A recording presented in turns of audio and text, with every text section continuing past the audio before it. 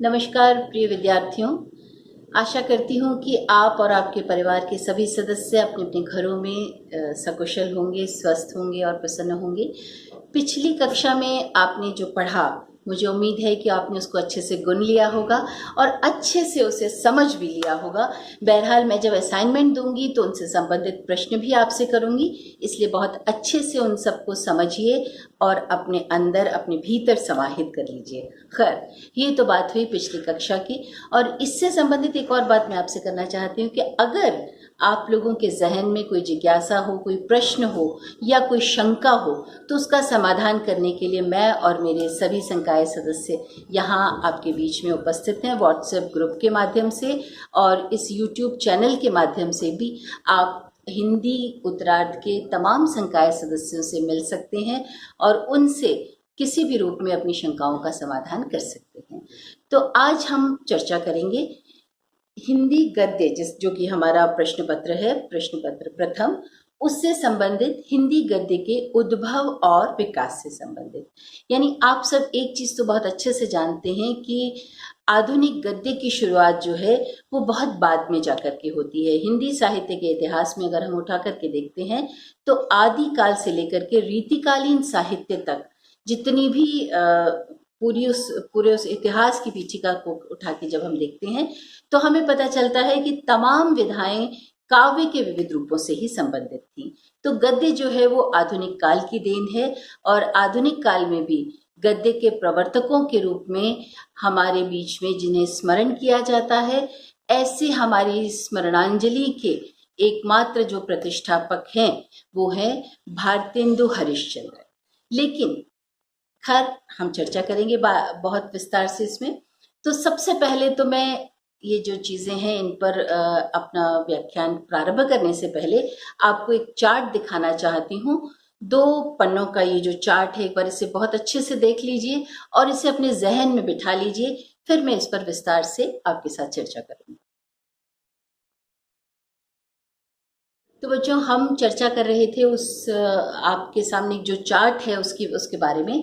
तो सबसे पहले आप उस चार्ट में बहुत ध्यान से देख चुके हैं कि पूर्व भारतेंदु युग की बात आती है, यानी प्रथम युग जो है गद्य का, हिंदी गद्य का, वो पूर्व भारतेंदु युग है, जिसे कि गद्य का प्रारंभिक काल भी कह सकते हैं, प्रथम काल भी कह सकते हैं गद्य का।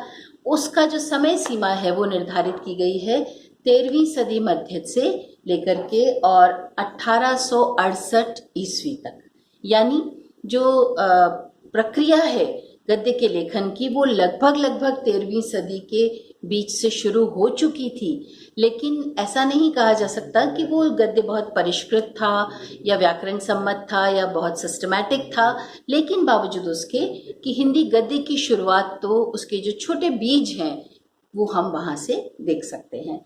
तो ये जो 13वीं सदी के मध्य से लेकर के और 1868 की ईस्वी तक की हम चर्चा कर रहे हैं, उस दौरान का जो समय है जिसे कि हम पूर्व भारतेंदु युग भी कह सकते हैं या प्रारंभिक काल कहते हैं या प्रथम काल कहते हैं गद्य का। तो इस काल में मुख्यतः 4 उन्नायक रहे हैं, 4 लोग रहे हैं ऐसे जिन्होंने कि हिंदी गद्य को किसी न किसी रूप में प्रमोट किया, उसके विकास में, उसके उद्भव में, उसके विस्तार में अपना अपना सहयोग अपने अपने तरीके से प्रदान किया है। तो मैं उन लोगों के नाम और उनकी रचनाओं की चर्चा आपसे करना चाहती हूँ। सबसे पहले ये नाम आता है, आप सब बखूबी परिचित हैं, मुंशी सदा सुखलाल।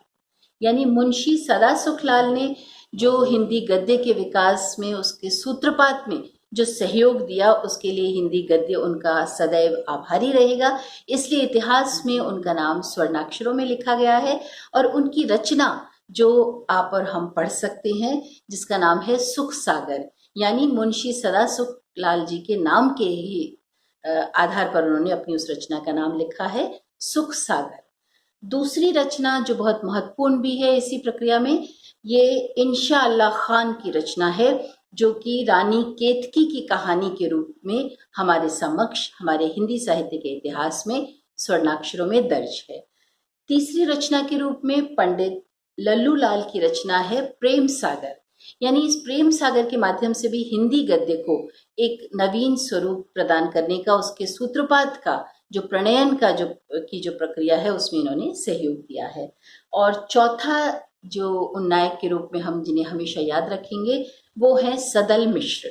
सदल मिश्र ने अपने जो रचना है नासिकेतोपाख्यान के नाम से हिंदी जगत को प्रदान की है, और उसके माध्यम से जो पूर्व गद्य कहना चाहिए भारतेंदु युग पूर्व की जो गद्य साहित्य है उसमें इन 4 रचनाओं को स्वर्णाक्षरों में दर्ज किया जाता है। बहरहाल उसके बाद जो आता है भारतेंदु युग, यानी युग प्रवर्तक भारतेंदु हरिश्चंद्र के माध्यम से हमने एक हिंदी गद्य का एक विकसित काल देखा है, जिसे कि भारतेंदु युग कहा जाता है, जिसे पुनर्जागरण काल भी कहते हैं। और इस काल की समय सीमा लगभग 1868 से लेकर के 1900 के बीच में मानी जाती है। तो इस समय का गद्य ऐसा है कि जिसे कि हम एक परिष्कृत या कहना चाहिए कि एक पूर्ण गद्य के रूप में हिंदी साहित्य के इतिहास में जिसे दर्ज किया जाता है। उसके बाद मित्रों हम चर्चा करना चाहेंगे भारतेंदु युग के जो अन्य उन्नायक रहे हैं। भारतेंदु हरिश्चंद्र जी का नाम तो है ही, एक नेतृत्व के रूप में उनका नाम, उनकी कलम जो है हमेशा याद रखी जाएगी, लेकिन उनके साथ ही जो अन्य सहयोगी रहे हैं उनमें प्रताप नारायण मिश्र रहे हैं, बालकृष्ण भट्ट रहे हैं, बद्री नारायण चौधरी प्रेमघन रहे हैं और लाला श्रीनिवास दास। तो ये जो नाम है, तमाम नाम जिनकी हम चर्चा कर रहे हैं, ये तमाम लोग भारतेंदु हरिश्चंद्र जी के साथ मिलकर के हिंदी गद्य के उस पुनर्जागरण काल की देन है, और इसमें इनकी रचनाओं ने हिंदी गद्य को एक विशेष कहना चाहिए पदवी दिलवाने में अपना सहयोग प्रदान किया है। और जो दूसरा चार्ट था हम इसके साथ ही जो देख चुके थे, उस दूसरे चार्ट में आपने देखा कि जो तीसरा युग है द्विवेदी युग के नाम से जिसे हम जानते हैं, द्विवेदी युग की समय सीमा है 1900 से लेकर के 1922 तक।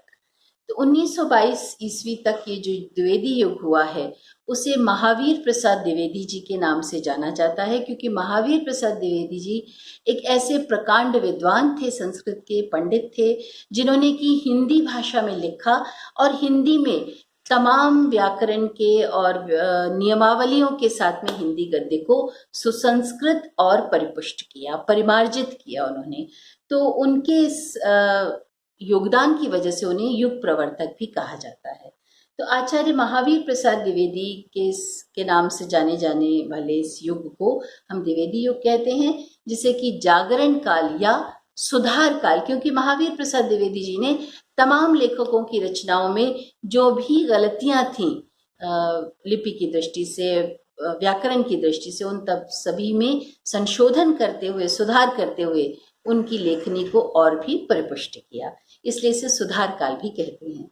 फिर आता है चौथा शुक्ल युग या छायावाद युग भी इसे हम कहते हैं, क्योंकि काव्य में, कविता में जो धारा चल रही थी वो छायावाद की थी। तो छायावाद युग के जितने भी कवि हुए हैं, यानी प्रसुमन कालीन कवि जिन्हें हम कहते हैं, प्रसुमन यानी जयशंकर प्रसाद, सुमित्रा नंदन पंत, माफ कीजिएगा, सूर्यकांत त्रिपाठी निराला और महादेवी वर्मा।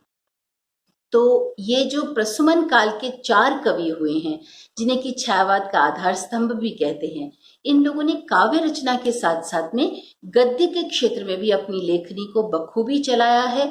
और ना सिर्फ लेखनी को चलाया है, बल्कि इनकी लेखनी बहुत परिपुष्ट रही है, और उस लेखनी से हिंदी साहित्य में ऐसी अमर रचनाएं निकल करके आई हैं जिन्हें कि हम आज भी अपने आप में जो मील का पत्थर साबित होती हैं।